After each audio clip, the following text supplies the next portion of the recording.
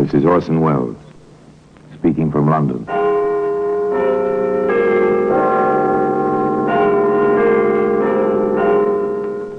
The Black Museum. Here in the grim stone structure on the Thames, which houses Scotland Yard, is a warehouse of homicide, where everyday objects, a magazine, a cigarette lighter, a student's lamp, a paperweight, all are touched by murder. Here's a letter. It's a familiar object, handwritten, rather good bond paper. No imprint on the top, merely a date, a simple single initial for the signature. Do you notice the same thing about this letter that I do, sir? Rather a well-formed handwriting? More than that. This letter was written by an educated person. A very well-educated person. But for what a purpose? Well, today, that letter can be seen in the Black Museum.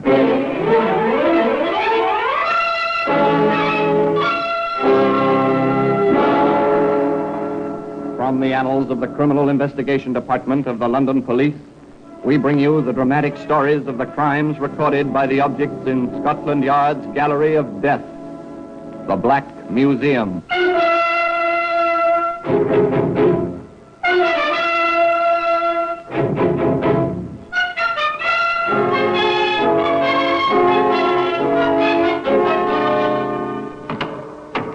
And here we are, the Black Museum. Scotland Yard's Museum of Murder. Yes, interred in this place are countless memories, represented by the objects on these shelves and these cabinets. Memories of terror, horror in the night, of the ultimate cruelty between man and man, the killing of one human being by another.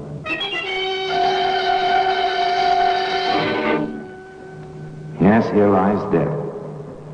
In serried, endless ranks, pitiful instruments, not only guns and knives and poisons and the cords of the garroters, but the simple things, spoons and cups and even, yes, here, for instance, is a baby's pacifier, complete with the ivory ring. It's horrible, isn't it? Because dropped in a bedroom, it led to a woman who was a nurse. Dropped in a bedroom, it took that woman up the 13 steps to a hangman's noose. Here's the letter. The letter I told you about. The letter of today's story. This one begins innocently enough in a bank. As a man steps to a teller's window. Will you cash this for me, please? Do we know, sir? I have an account here. You can check the signature. Yes, sir. That'll take just a moment. So normal, so much in the ordinary course of daily business. The cashier goes to the files, compares the signature on the check with that on file, returns to his wicket. Everything seems to be in order, sir. How do you wish the money? 2 5s, the rest in £1 notes. Very well. There you are, sir. It's your account. The customer counts the bills, nods that they come to the proper amount, and walks away out of the bank. A week or so later, in the office of the manager of that bank. Of course, we understand how you feel, Mr. Holt. The cashier in question will be here in just a moment. One would expect a bank to protect a depositor with more care.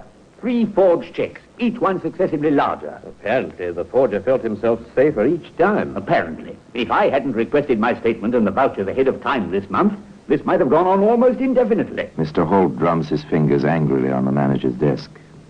Both men sit silently, awaiting the arrival of the cashier. You sent for me, sir? Yes, Hollingsworth. Your initials are on these 3 vouchers. Do you remember the man who cashed these? Yes, sir. Quiet sort. Very dark. Seemed on the tallish side. Nothing at all like the gentleman sitting here. Oh, not at all. Ah, I see. Well, this gentleman is Mr. Holt. But I compared the signatures, sir. Our usual routine. Is this a case for the police, sir? It certainly is. And I intend to see to it that the police find the perpetrator of this forgery. Forgery. And apparently quite a clever job of it. After all, the cashier did compare the signatures, and the cashier was honest, no question about that. What then did Scotland Yard have to say about it? May I ask, Mr. Holt, if you've written any letters recently to anyone you don't know? I'm a solicitor, Inspector. I have a great deal of correspondence. Of course. Let me ask you something else. Have you made any debt collections within, say, the past 6 weeks? Well, now, let me think. Yes, there was that Mr. Arthur. He'd had a bit of a difficulty with Mr. Harris. Asked me to write a letter. A lawyer's letter, you understand, Inspector. Yes, of course. Go on, sir. I wrote the letter. Mr. Harris paid his debt at once. About £50 it was. I deducted the usual fee and remitted the balance to Mr. Arthur, that was all. But you signed the letter yourself. Of course. It's not a new trick, but it's been used quite often lately. I'm afraid I don't follow, Inspector. That's how the forger obtained your signature to trace our copy. What? But that's... Quite simple. Yes. And the chances are that neither your Mr. Arthur, whom you saw, nor Mr. Harris, whom you did not see, neither one of them was the forger, as we've come to call him. Then you had similar cases? Many of them. And no trace of the culprit? Never a trace, nor any link. He knows what he's doing, this fellow. Clever, in a diabolical sort of way.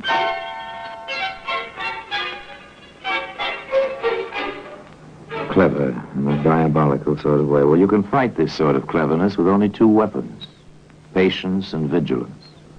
Sergeant Berkey of the Yard was both patient and vigilant. Stationed in a bank as one of the searchers for the forger, the sergeant heard... Will you cash this, please? The name is Forsyth.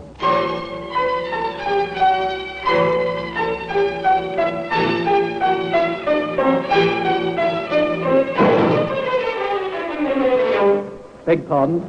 Aren't you James Alsey? My name is Forsyth. Sorry, I saw you identified in the Mason case. Your name is Alsey. I'll have to ask you to come with me. The sergeant took Mr. Halsey to the Yard. There, Inspector Dodson proceeded to the questioning.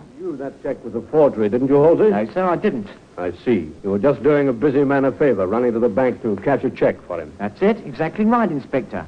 He promised me £50. He did for me trouble. I can hardly believe that. You, with your record, trusted like that? Some folks trust me. No doubt. Any questions, Sergeant? Yes, sir. Look here, Alsey. Where were you supposed to deliver the money? Carter and Company Limited, Queensbury Building, to Mr. Forsyth. Same name as was on that check. That's all I know. Except I'm out £50 and in trouble besides. No use, Sergeant. There'll be no Forsyth at Carter and Company. Let this fellow go.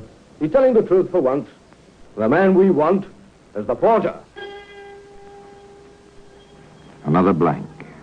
No link to the man whose mind was planning all this cleverness. Of course, they did learn one more fact about his operation.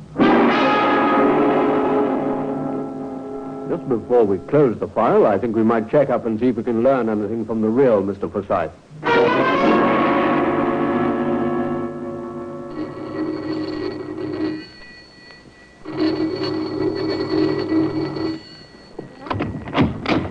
Yes?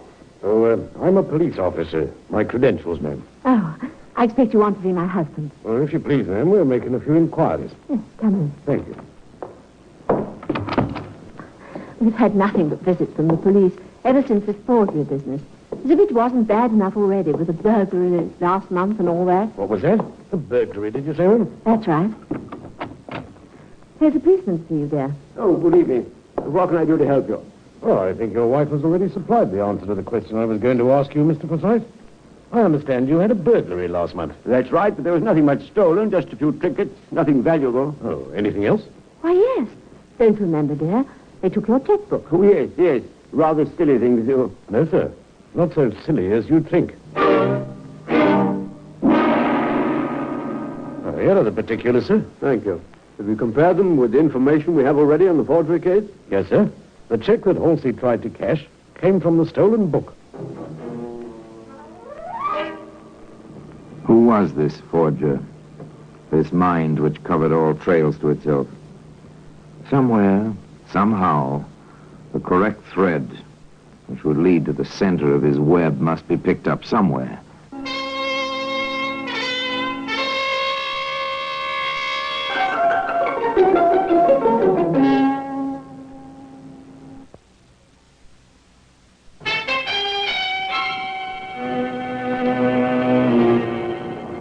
I believe some money has been pressed to my credit here from my bank in London.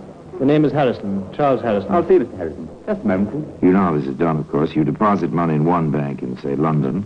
Notice the draft is sent at the depositor's request to a branch of the same bank in another city. You arrive in that city, identify yourself, and receive your money.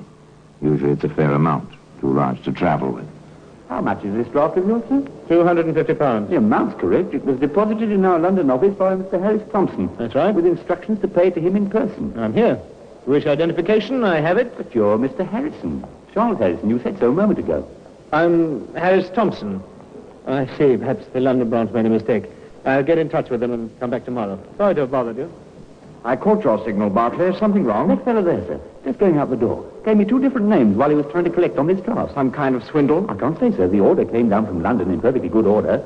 There are £250 up there. It's a bit strange. And he behaved oddly. Gave his name as Harrison. It was quite simple. Quite simple, really. Money had been deposited in London. The man who was to draw it in Yarmouth would thereby acquire the appearance and reputation of wealth and honesty. When he returned with a new forged draft, it would be honored. A neat scheme. But the fellow mixed up the names. The Yarmouth bank reported to the Yard. Inspector Dodson came calling. We'll get out a pickup order. It might be well worth our while to talk with this Harrison Thompson, whatever his name is.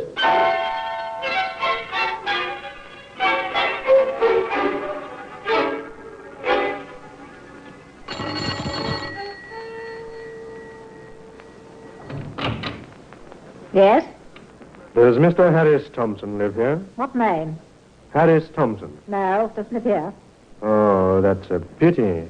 I had something for him. Oh, what was that? Something important. Could you leave it? Well, no, I've got to give it to him in person. Confidential, you see. Oh. Well, wait a minute.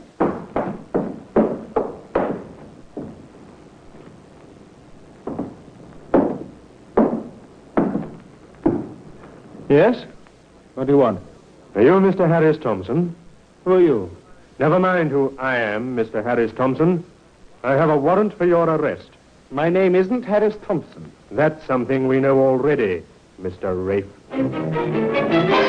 All right, Rafe. You trip yourself. You know that now. My name is Harris Thompson. Stop it, Rafe. Your fingerprints are in file in criminal records. We know your name. My name is Harris Thompson. It'll go a lot easier with you if you admit the truth. My name is Harris Thompson. And that's all you'll say? My name is... All right. We've heard it before. Lock him up, Sergeant. The charge will be attempted fraud and larceny. Come along, Rafe. Perhaps you'll change your mind. With Rafe Harrison Thompson safely away in the Yarmouth jail, Inspector Dodson, in company with several Yarmouth policemen and the manager of the bank, visited the man's lodging. I must say, Inspector, when you search a place, you are quite thorough. Just a routine, sir. Does this make any sense to you? Dear friend, there is no doubt your error at the bank, while understandable, was quite grave. However, I expect to rectify it shortly. The bank has requested that Mr. Thompson come there personally to sign a new bit of paper, giving Mr. Harrison permission to withdraw the money in Yarmouth. I will explain later exactly what I want you to do. In the meanwhile, do not come up to London. Caution has always been and always will be my watchword. Trust me, sincerely yours, J. While this fellow is describing our regular procedure where identification is in doubt. I see. Do you notice the same thing about this letter that I do, sir? Rather a well-formed handwriting. More than that. This letter was written by an educated person. A very well-educated person. But for what a purpose? Yes, the phrasing is simple, but the words he uses, it's a little difficult to understand, isn't it? Why someone with education would involve himself in something like this? Well, when we find J, we may have an answer to that. In the meantime, I think we may have our first direct link to the forger. Well, today, as I told you, that self-same letter can be seen in its place in the Black Museum.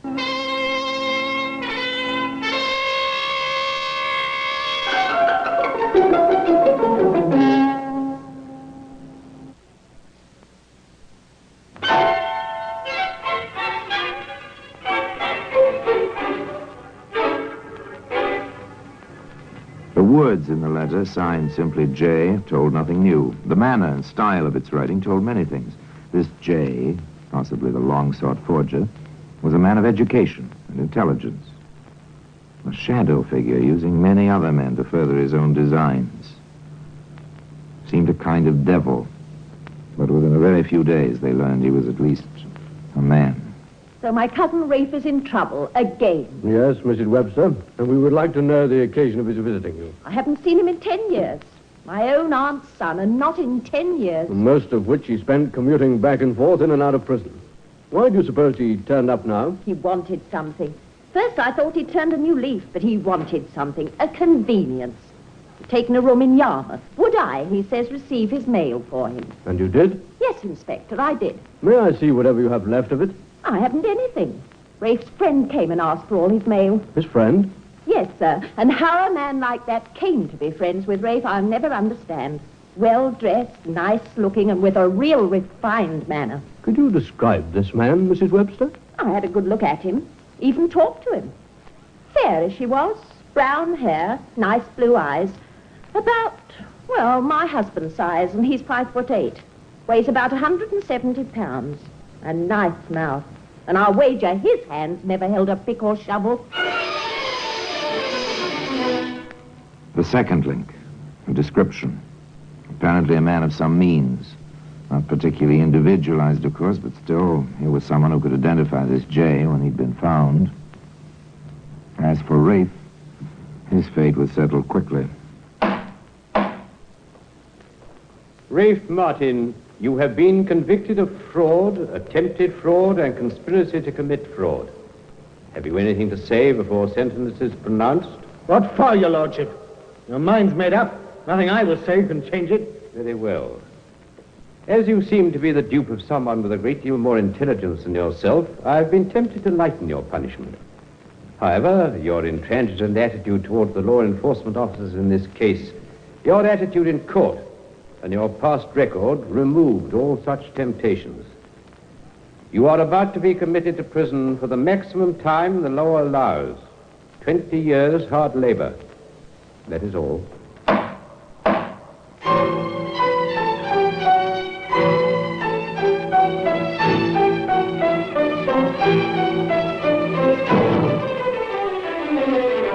An underling, a dupe, went to prison. Shortly after his arrival there, Dartmoor, Rafe had a visitor in his cell. Surprised, Rafe? Only if you were to be my cellmate. Hardly that. But I may have the key which will unlock that door before you expect. I make no deals with coppers. 20 years is a long time. You'll be an old man when you get out. What of it? In fact, 20 years may be a life sentence for you. Nothing I can do about it? Isn't there? I think you know exactly what you can do about it. I don't talk. Your friend Jay didn't help you much in court, did he? Why should he? I don't think you owe him anything. Chances are he had the lion's share of all your little dealings, and now he's free to go right on while you're in here. Think about it, Rafe. If you change your mind, the water... Rafe thought about it. Honor among thieves. Up to a point, perhaps. But the cold, bleak winter at Dartmoor was beyond that point. At least for Rafe. All right, Inspector. But what's in it for me? I think your sentence will be considerably reduced. You were convicted on 3 counts, Rafe. The time for each might be made to run concurrently instead of consecutively, without too much difficulty. Is it a deal? Well, I can't promise. You know how such things are, Rafe. All right, I'll chance it. You never get him otherwise. He's too smart. He's a lawyer. What? That's right. Knows all the ins and outs, he does. Laughs all the time when another fellow's being fooled. He's laughing at me right now. You've seen him, then? I've seen him. What's his name? Or don't you know? Oh, I know all right. But he doesn't know I found it out. Followed him home one night. Had his name on his doorbell. I can be bright at times myself.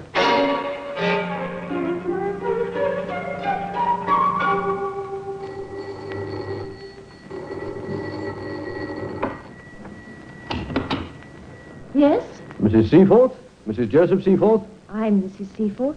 Is your husband at home? I'm sorry, no. Would you care to leave your names? We're from Scotland Yard, madam. We have a warrant for your husband's arrest. Arrest? Joe, what can he have done? That's a long story, ma'am. It's taken us quite some time to track him this far. When do you expect him back? That's it, sir. I don't know. He went out of town on business a week ago. I haven't heard from him since. He's never done anything like this before, never. Gone. Joseph Seaforth, the forger, disappeared. But there are certain rules of thumb the police follow in situations like this.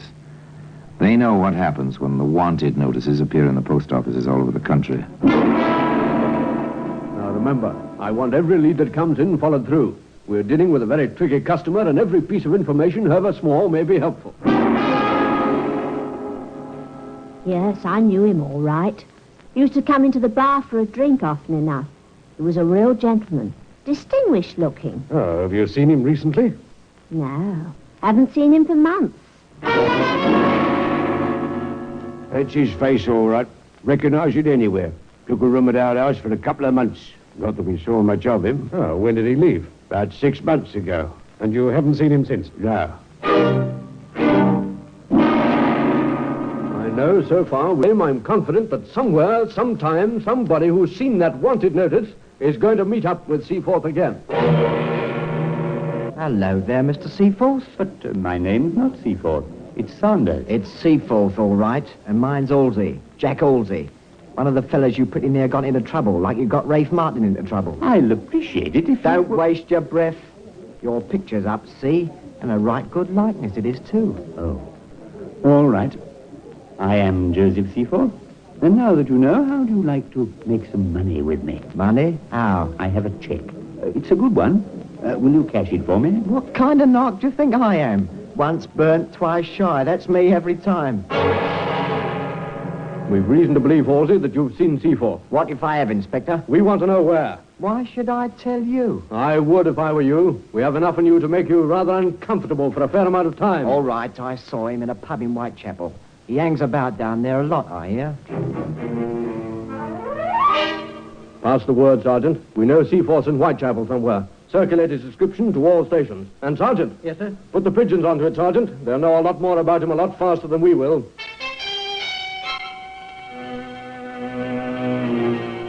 Seaforth seems to frequent two places more than others, Inspector. The Dancing Bear and the Monument. Well, he's getting a trifle careless, isn't he? With all his cleverness, he ought to have known better than that. The search had narrowed now. 2 pubs in Whitechapel. The inspector and Sergeant Berkey dropped in at the Dancing Bear for a quiet pint. Do this again, will you, landlord? Very well, sir.